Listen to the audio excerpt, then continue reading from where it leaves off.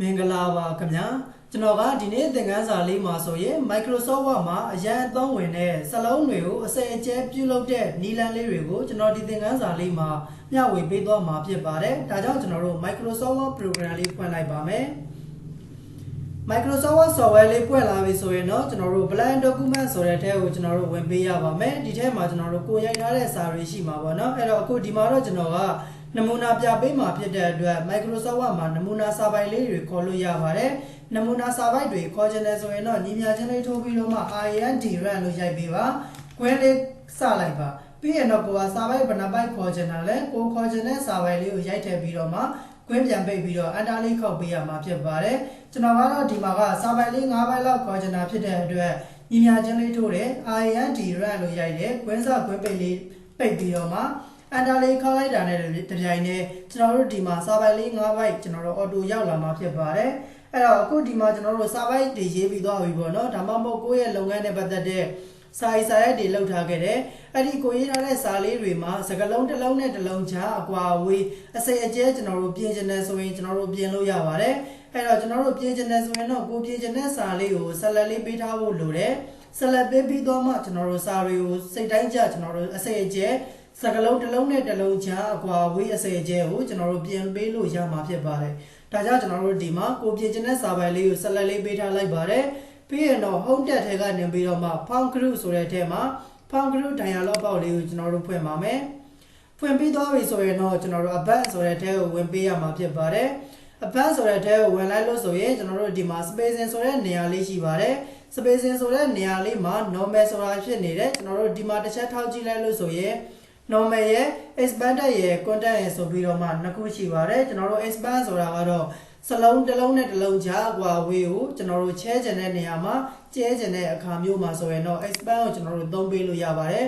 ်တကယ်လို့ကိုယ်ကစလုံးလေးတွေကိုထိတဲ့ပို့ပြီးတော့မှပုံမှန်ထပ်ပို့ပြီးတော့မှစလုံးလေးတွေကိုကတ်ချင်တယ်ဆိုရင်တော့ကျွန်တော်တို့ဒီနေရာလေးမှာ content ဆိုတာလေးကိုရွေးပေးရမှာဖြစ်ပါတယ်အခုဒီမှာတော့ကျွန်တော်တို့ကစလုံးလေးတွေရဲ့နည်းနည်းလေးကျွန်တော်တို့တစ်လုံးနဲ့တစ်လုံးကြားကွာဝေးကိုနည်းနည်းလေးကျဲသွားစေချင်တာဖြစ်တဲ့အတွက် expanded ဆိုတာလေးကိုရွေးလိုက်ပါတယ်ရွေးပြီးသွားပြီဆိုရင်တော့ဒီနေရာလေးမှာကျွန်တော်တို့ကကိုချဲချင်တဲ့လောက်ကိန်းကနက်ရိုက်ထည့်ပြီးတော့မှချဲလို့ရပါတယ်ကိုကဘလောက်အနေထားလောက်မှာစလုံးလေးတွေကိုချဲသွားချင်တာလဲပေါ့နော်အခုဒါဆိုရင်ကျွန်တော်ဒီမှာ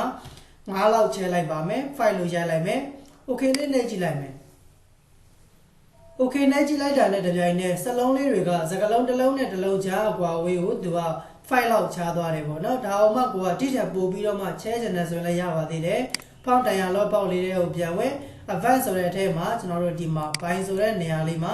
10လောက်ထားခြင်း10လောက်ထားပြီးတော့မှ enter လေးခေါက်လိုက်လို့ရတယ် okay နဲ့လို့လည်းရပါတယ်ဒါဆိုရင်တော့ဒီမှာစကလုံးတစ်လုံးနဲ့တစ်လုံးကြားအကွာဝေးလေးကလုံးဝချဲသွားမှာဖြစ်ပါတယ်တကယ်လို့ဒါကိုကပုံမှန်တိုင်းပြန်ပြီးတော့မှထားခြင်းတယ်ဆိုရင်လည်းဒီထဲကိုပြန်ဝင်ပါမယ်ဒီမှာကျွန်တော်တို့ normal ရွေးပြီးတော့မှ okay လေးနှိပ်ပေးလိုက်ပါဒါဆိုရင်တော့ကျွန်တော်တို့ပုံမှန်တိုင်းပြန်ပြီးတော့မှဖြစ်သွားမှာဖြစ်ပါတယ်ဒါဆိုရင်ဒီတစ်ခါကျွန်တော်တို့ကစလုံးလေးတွေကိုတစ်လုံးနဲ့တစ်လုံးကြားအကွာဝေးကိုချဲချင်တာမဟုတ်ဘဲနဲ့ထိထက်ပို့ပြီးတော့မှစိတ်တဲ့အနေအထားမျိုးလေးလုပ်ချင်တယ်ဆိုရင်တော့ဒီထဲကိုပြန်ဝင်မယ်အဖန်ထဲကနေပြီးတော့မှ spacing နေရာလေးမှာကျွန်တော်တို့ content ကိုရွေးပြီးတော့မှဒီနေရာမှာကိုကဘလောက်အနေထားလောက်ထားချင်တာလဲပေါ့နော်ကျွန်တော်တို့ကစကလုံးတစ်လုံးနဲ့တစ်လုံးကြားကိုစိတ်လေးထားချင်တာဖြစ်တဲ့အတွက်2လောက်လေးပဲထားကြည့်လိုက်မယ်okay နှိပ်ကြည့်လိုက်ပါမယ်ဒါဆိုရင်တော့သူကစလုံးလေးတွေကတစ်လုံးနဲ့တစ်လုံးပို့ပြီးတော့မှပူသွားမှာဖြစ်ပါတယ်အခုဒါကတော့ကျွန်တော်တို့ Microsoft Word ထဲမှာကိုရေးထားတဲ့စလုံးလေးတွေမှာကျွန်တော်တို့စကလုံးတစ်လုံးနဲ့တစ်လုံးကြားအကွာအဝေးကိုပြင်ချင်တဲ့အခါမျိုးမှာဆိုရင်ကျွန်တော်တို့ဒီရဲ့နေရာလေးမှာလာပြီးတော့မှ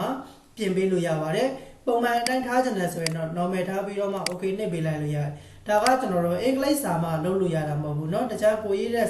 စကားလုံးတွေအားလုံးကိုကျွန်တော်တို့ပြုလုပ်လိုက်လို့ရပါတယ်အခုဒါဆိုရင်ကျွန်တော်တို့မြန်မာစကားလုံးလုပ်လို့ရလားကျွန်တော်တို့တစ်ချက်ရေးကြည့်လိုက်ပါမယ်မင်္ဂလာပါနေကောင်းလားပေါ့เนาะကျွန်တော်တို့စာလေးရေးကြည့်လိုက်အဲ့တော့ဒီရဲ့စလုံးလေးတွေမှာဆိုရင်တော့ကျွန်တော်တို့ဒါရေးလိုက်တာကပုံမှန်အနေထားတိုင်းပဲရေးလိုက်တယ်ဒါပေမဲ့ကိုကစိုက်လုပ်တဲ့အခါမှာစလုံးလေးတွေရဲ့စကလုံးတစ်လုံးနဲ့တစ်လုံးကြားအကွာဝေးလေးကိုနည်းနည်းလေးကြည့်ကောင်းခြင်းနဲ့ပြင်ဆင်တဲ့အခါမျိုးမှာဆိုရင်အစအကျဲလေးတွေကျွန်တော်တို့ပြင်ပေးဖို့လိုတယ်ပေါ့နော်ဒီလိုမျိုးအခါမျိုးမှာဆိုရင်ကိုပြင်ခြင်းတဲ့စလုံးလေးကိုဆက်လက်လေးပေးထားမယ်ဖောင်းတိုင်ရလော့ပေါက်လေးတွေကိုဝင်ပြီးတော့မှအပန်နဲ့ဝင်စလုံးတွေကိုချဲချင်တာဖြစ်တဲ့အတွက် spacing နေရာလေးမှာ expand ရွေးလိုက်ပါမယ်ဒီနေရာမှာကျွန်တော်တို့က5လောက်ထားပြီးတော့enter လေးခောက်လိုက်မယ် ဒါဆိုရင်သူကမြန်မာစကားလုံးလေးတွေဆိုလဲသူကဒီမှာတစ်လုံးနဲ့တစ်လုံးကြားအကွာအဝေးလေးတွေကိုသူ့လိုကျွန်တော်တို့ချဲပေးသွားမှာဖြစ်ပါတယ်တိထက်ပို့ပြီးတော့ချဲချင်တယ်ဆိုရင်လည်းဒီနားလေးမှာကျွန်တော်တို့10လောက်ရိုက်ထည့်ပြီးတော့မှအန်တာလေးခောက်ပေးလိုက်မယ်ဒါဆိုရင်သူကတစ်လုံးနဲ့တစ်လုံးကြားအကွာအဝေးကို10လောက်ထားပေးသွားမယ်ပေါ့နော်ပုံမှန်တိုင်းပြန်ထားချင်တယ်ဆိုရင်ဒီထဲကိုဝင်မယ် normal ကိုပြန်ရွေးပြီးတော့မှ okay လေးနေလိုက်ပါမယ်ဒါဆိုရင်တော့သူကပုံမှန်တိုင်းပြန်ပြီးတော့ဖြစ်သွားမှာဖြစ်ပါတယ်ဒါကတော့ကျွန်တော်တို့ Microsoft Word ထဲမှာစကားလုံးတစ်လုံးနဲ့တစ်လုံးကြားအကွာအဝေးကိုအစင်အကျဲပြင်ကျင်တဲ့အခါမှာကျွန်တော်တို့ပြုလုပ်လို့ရတဲ့နည်းလမ်းလေးဖြစ်ပါတယ်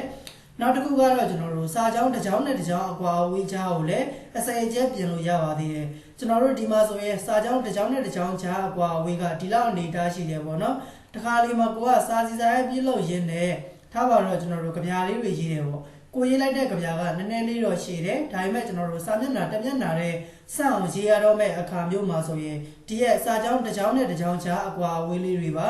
ကျွန်တော်တို့အစအကျဲပြင်ပေးရတဲ့နေရာမျိုးလေးတွေလည်းရှိပါတယ်ဒီလိုအခါမျိုးမှာဆိုရင်တော့ကျွန်တော်တို့ကိုပြင်ချင်တဲ့စာတွေအားလုံး control A နဲ့ select all ပေးလိုက်မယ်select all လေးပေးပြီးသွားပြီဆိုရင်တော့ကျွန်တော်တို့ကစာကြောင်းတစ်ကြောင်းနဲ့တစ်ကြောင်းကြားအကွာအဝေးကိုပြင်ချင်တာဖြစ်တဲ့အတွက် line spacing ကနေပြီးတော့ဝင်ပြင်ပေးရမှာဖြစ်ပါတယ် line spacing ကိုဝင်ဖို့ရအတွက်ဆိုရင် home tab ထဲကနေပြီးတော့ paragraph group ထဲမှာဒီနေရာလေးကကျွန်တော်တို့ line spacing ချိန်တဲ့နေရာလေးဖြစ်ပါတယ် line and paragraph spacing ပေါ့နော်အဲ့တော့ဒီနေရာမှာနှိမ့်လိုက်လို့ဆိုရင်တော့သူကတစ်ကိုရွေးဒီတစ်လောက်ပဲထားမယ် 1.5 ဆိုရင်သူကစာကြောင်းလေးတွေသူကတစ်ကြောင်းနဲ့တစ်ကြောင်းသူကပို့ပြီးတော့မှချဲပေးသွားမှာဖြစ်တယ်အဲ့တော့ 3.0 လောက်ထိသူကချဲလို့ရတယ်ပေါ့နော်အဲ့တော့ဒီထက်ပို့ပြီးတော့မှချဲချင်တာပဲဖြစ်ဖြစ်တစ်ထက်ပို့ပြီးတော့မှစာကြောင်းတစ်ကြောင်းနဲ့တစ်ကြောင်းချားအကွာအဝေးကိုချုံချင်တာပဲဖြစ်ဖြစ်ကျွန်တော်တို့ထပ်ပြီးတော့ပြင်ချင်တယ်ဆိုရင်တော့ line spacing option ဆိုတဲ့ထဲကိုကျွန်တော်တို့ဝင်ပေးရတာဖြစ်ပါတယ် line spacing option ဆိုတဲ့ထဲကိုရောက်သွားပြီဆိုရင်တော့ကျွန်တော်တို့ဒီနေရာလေးမှာပြင်ပေးလို့ရပါတယ် S ဆိုတာလေးရှိတယ်ပေါ့နော်အဲ့တော့အခုလောလောဆယ်သူက 1.08 လောက်ဖြစ်နေတယ်ဒီစာကြောင်းတစ်ကြောင်းနဲ့တစ်ကြောင်းချားအကွာအဝေးက 1.08 လောက်ဖြစ်နေတယ်ဒါဆိုရင်ကျွန်တော်တို့ကဒီထက်ပို့ပြီးတော့ချုံချင်တာဖြစ်တဲ့အတွက် 0.8 လောက်ထားကြည့်လိုက်ပါမယ် okay လေးနှိပ်ကြည့်လိုက်မယ်ဒါဆိုရင်ဒီမှာတစ်ချက်ကြည့်လိုက်မယ်စာကြောင်းလေးတွေကတစ်ကြောင်းနဲ့တစ်ကြောင်းအစောနောက်တစ်ခါထပ်ပို့ပြီးတော့မှချုပ်သွားတာကိုတွေ့ရပါလိမ့်မယ်ဒါကတော့ကျွန်တော်တို့စာပိုက်တွေပြင်ချင်တဲ့အခါမျိုးမှာစာကြောင်းတစ်ကြောင်းနဲ့တစ်ကြောင်းကြားအကွာအဝေးပြင်ချင်တဲ့အခါမျိုးမှာဆိုရင်တော့ paragraph group တွေကနေပြီးတော့ line spacing တွေကိုဝင်ပြီးတော့ပြင်ပေးရမှာဖြစ်ပါတယ်ဒီနှစ်ခုကကျွန်တော်တို့နည်းနည်းလေးရောကြတယ်ပေါ့နော်အဲ့တော့စလုံးတွေရဲ့စကားလုံးတစ်လုံးနဲ့တစ်လုံးကြားအကွာအဝေးကိုပြင်ချင်တယ်ဆိုရင်တော့font group ထဲမှာဝင်ပြင်မှာစာကြောင်းတစ်ကြောင်းနဲ့တစ်ကြောင်းကြားအကွာအဝေးကိုပြင်ချင်တယ်ဆိုရင်တော့ paragraph group ထဲမှာဝင်ပြီးတော့ပြင်ပေးရမှာဖြစ်ပါတယ်အခုဒါဆိုရင်ဒီသင်ခန်းစာလေးကိုနားလည်လောက်မယ်လို့ထင်ပါတယ်အားလုံးအတွက်လည်းအရန်အကျိုးရှိမယ်လို့ထင်ပါတယ်ဒါလေးကိုကျွန်တော်တို့ကိုယ်ကိုယ်တိုင်လက်တွေ့လိုက်ပြီးတော့မှလေ့ကျင့်ကြည့်ပေးပါအကယ်၍ကိုယ်ကိုယ်တိုင်လေ့ကျင့်ကြည့်တဲ့အခါမှာကျွန်တော်တို့မရတဲ့နေရာလေးတွေရှိတယ်ကျွန်တော်သင်ပေးတာနားမလည်လိုက်တဲ့နေရာလေးတွေရှိတယ်ဆိုရင်လည်းကျွန်တော်ပြန်ပြီးတော့မေးမြန်းပေးလို့ရပါတယ်အကယ်၍ကိုယ်ကိုယ်တိုင်လေ့ကျင့်ပြီးသွားပြီကိုလည်းအမှန်တကယ်စကားလုံးတစ်လုံးနဲ့တစ်လုံးကြားအကွာအဝေးကိုလည်းအစအကျဲပြုလုပ်တတ်နေပြီစာကြောင်းတစ်ကြောင်းနဲ့တစ်ကြောင်းကြားအကွာအဝေးကိုလည်းအစအကျဲပြုလုပ်တတ်နေပါပြီဆိုရင်တော့ဒီသင်ခန်းစာရဲ့ comment လေးမှာ DOND done ဆိုပြီးတော့ရေးခဲ့ပေးပါအောင်ခင်ဗျာအခုဒါဆိုရင်တော့ကျွန်တော်ဒီသင်ခန်းစာလေးကိုဒီမှာပဲရှင်းနားလိုက်ပါမယ်အားလုံးအဆင်ပြေကြပါစေခင်ဗျာ